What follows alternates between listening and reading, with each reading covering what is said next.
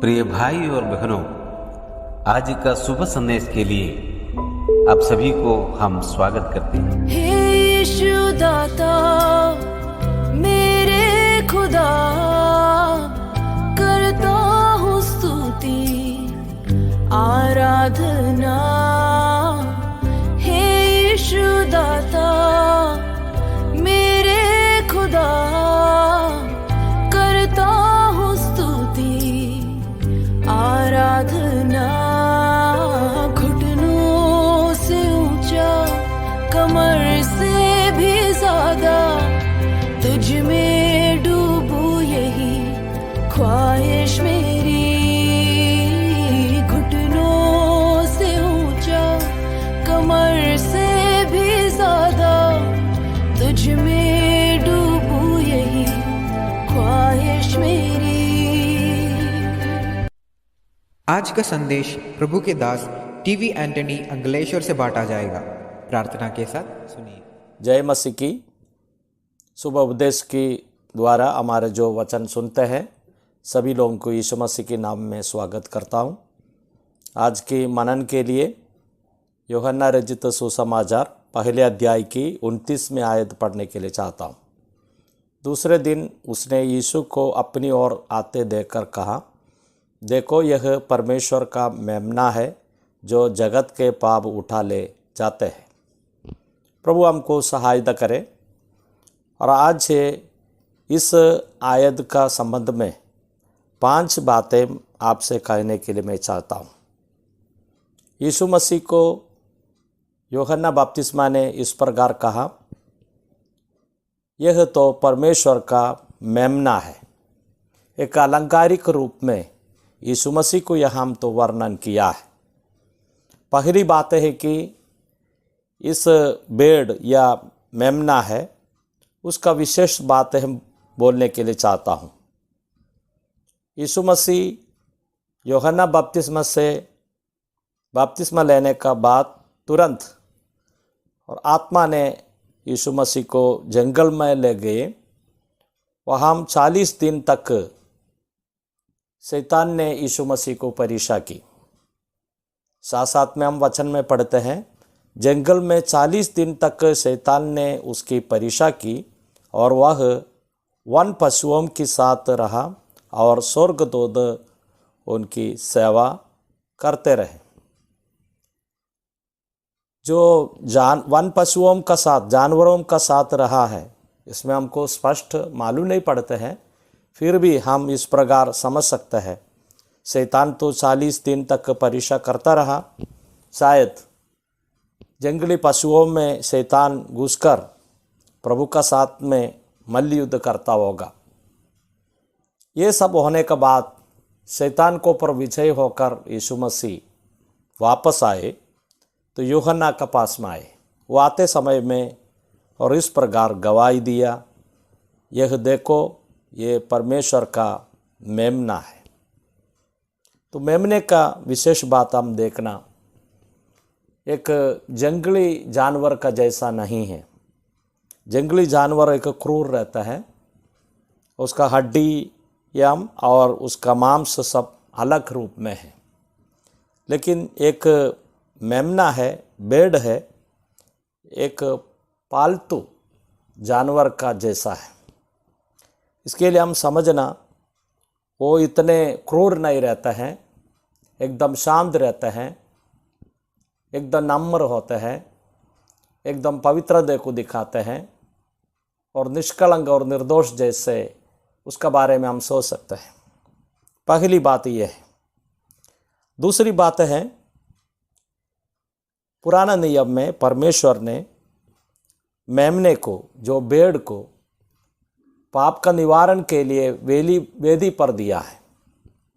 वेदी में बलिदान होने के लिए दिया है। ये बातें हम पुराना नियम में पढ़ते हैं। हम इस प्रकार पवित्र शास्त्र में पढ़ते हैं, जो तुझे वेदी पर नित्य चढ़ाना होगा वह यह है, अर्थात प्रतिदिन 1-1 वर्ष के 2-2 भेड़ी के बच्चे। पुराना नियम में यहूदियों का मंदिर में सुबह शाम को एक एक भेड़ को चढ़ाते थे। ये यीशु मसीह का बलिदान का एक परछाया तरीके हम दे सकते हैं।